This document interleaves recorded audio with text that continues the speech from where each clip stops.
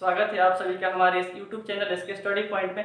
अगर आपने अभी तक मेरे चैनल को सब्सक्राइब नहीं किया है तो प्लीज़ मेरे चैनल को सब्सक्राइब करें, लाइक करें और शेयर करें। तो आइए देखते हैं आज प्रकाश का परिवर्तन यानी फिजिक्स का पहला चैप्टर, 10th क्लास के फिजिक्स का पहला चैप्टर। तो चलिए स्टार्ट करते हैं इस वीडियो को और देखते हैं। चैप्टर का नाम है प्रकाश का परिवर्तन, जिसको रिफ्लेक्शन ऑफ लाइट के नाम से हम लोग जानते हैं। तो सबसे पहले हम आपको बताएंगे कि प्रकाश क्या है। तो डिफिनेशन के तौर पे आप बोल सकते हैं, बहुत सारा डिफिनेशन है प्रकाश का। कि आप बोल सकते हैं कि प्रकाश वह माध्यम है जिसके द्वारा हम किसी वस्तु को देखते हैं।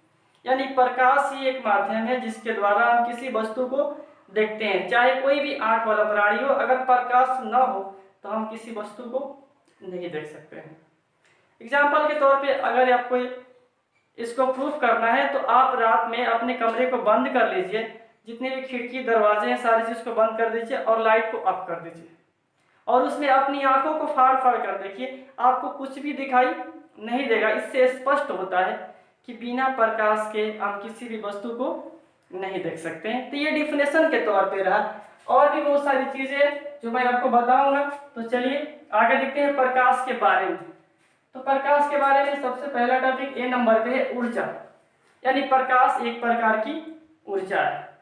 दूसरी चीज की प्रकाश का तरंगदैर्घ्य, तो प्रकाश का तरंगदैर्घ्य 3900 एंगस्ट्रॉम से 7800 एंगस्ट्रॉम के बीच में होता है प्रकाश का तरंगदैर्घ्य। प्रकाश एक अनुप्रस्थ तरंग है, प्रकाश एक अनुप्रस्थ तरंग है। और प्रकाश की चाल की बात की जाए तो प्रकाश की चाल 3 लाख किलोमीटर प्रति सेकेंड होता है निर्वात और वायु दोनों में।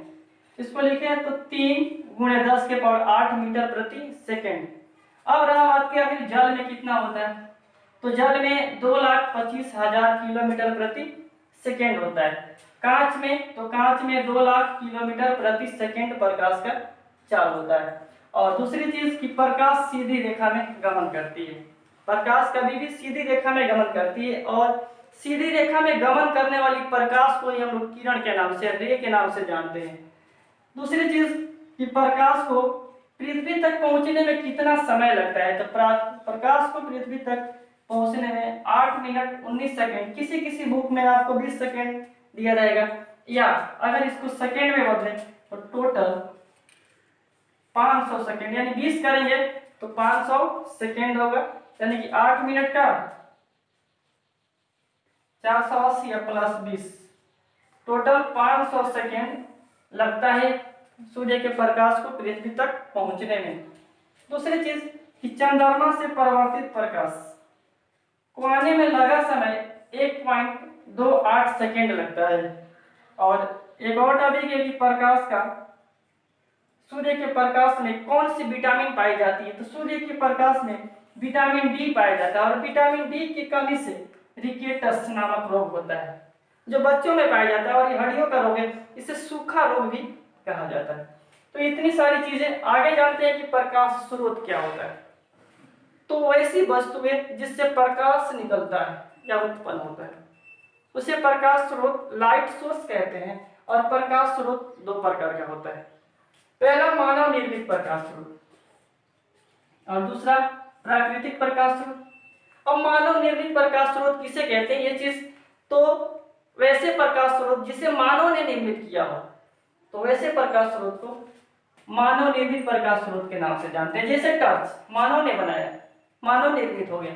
बल्ब, लैंप, लालटेन, मोमबत्ती, डॉट डॉट डॉट etc, ये जितनी भी सारी चीजें हैं सबको मानव ने बनाया और ये सब के सब प्रकाश उत्पन्न करता है। इसलिए हम कह सकते हैं कि ये मानव निर्मित प्रकाश स्रोत है। आते हैं प्राकृतिक प्रकाश स्रोत।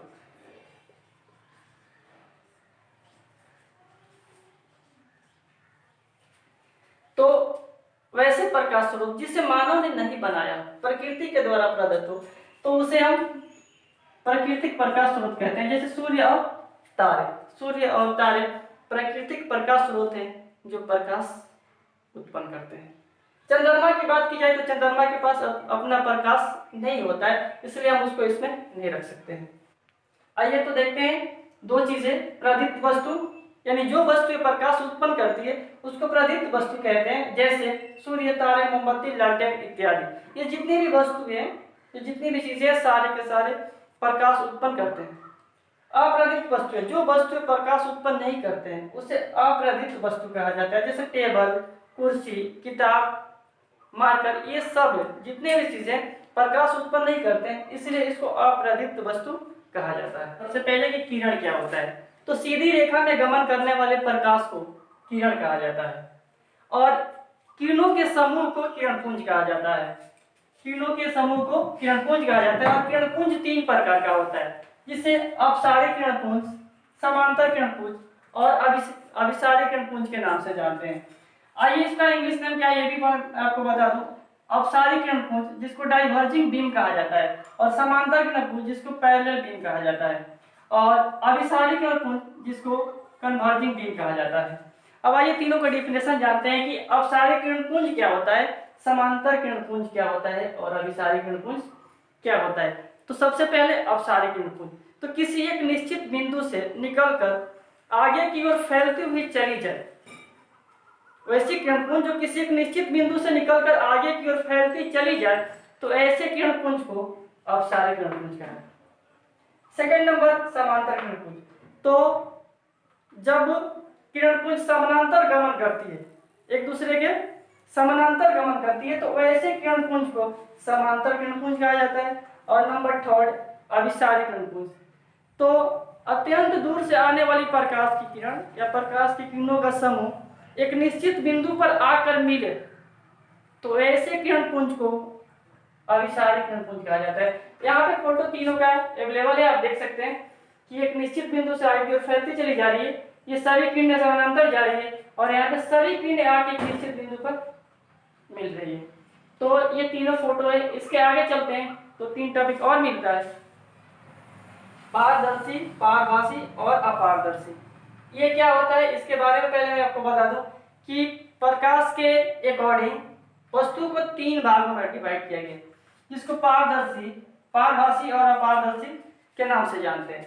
पारदर्शी वस्तु किसे कहते हैं, तो जब प्रकाश किसी एक वस्तु से या किसी वस्तु से पूर्णतः पार कर जाए, प्रकाश पूर्णतः पार कर जाए, तो वैसे वस्तु को पारदर्शी वस्तु के नाम से जाना जाता है। जैसे कांच, पानी, हवा इत्यादि, ये जितनी भी वस्तुएं हैं, सभी वस्तुओं से प्रकाश पूर्णतः पार कर जाएगा, इसलिए इन वस्तुओं को हम पारदर्शी वस्तु के नाम से जानते हैं। आइए तो देखते हैं नंबर 2 पारभासी, तो वैसी वस्तुएं जिससे प्रकाश पूर्णतः पार न करके अंशतः पार करे, तो वैसे वस्तु को पारभासी वस्तु कहते हैं। जैसे घिसा हुआ कांच, पलक, दूध, घना धुआं, बादल, कुहासा इत्यादि, ये जितने भी वस्तुएं सब के सब पारभासी वस्तुएं, क्योंकि इससे पूर्णतः पार नहीं करता है बल्कि अंशतः पार करता है। आइए नंबर 3 पे देखते हैं अपारदर्शी वस्तु, तो वैसी वस्तुएं जिससे प्रकाश पार न कर सके, तो वैसे वस्तु को अपारदर्शी वस्तु के नाम से जानते हैं। जैसे लकड़ी, लोहा, पत्थर इत्यादि, ये जितनी भी सारी वस्तुएं इनसे प्रकाश पार ही नहीं करेगा, इसलिए इसको हम लोग अपारदर्शी के नाम से जानते हैं। और जिन वस्तुओं से प्रकाश पार नहीं करता है उन्हीं वस्तु का छाया बनता है। तो आइए इसी के साथ हम इस वीडियो को एंड करते हैं और फिर मिलेंगे अगले वीडियो के साथ।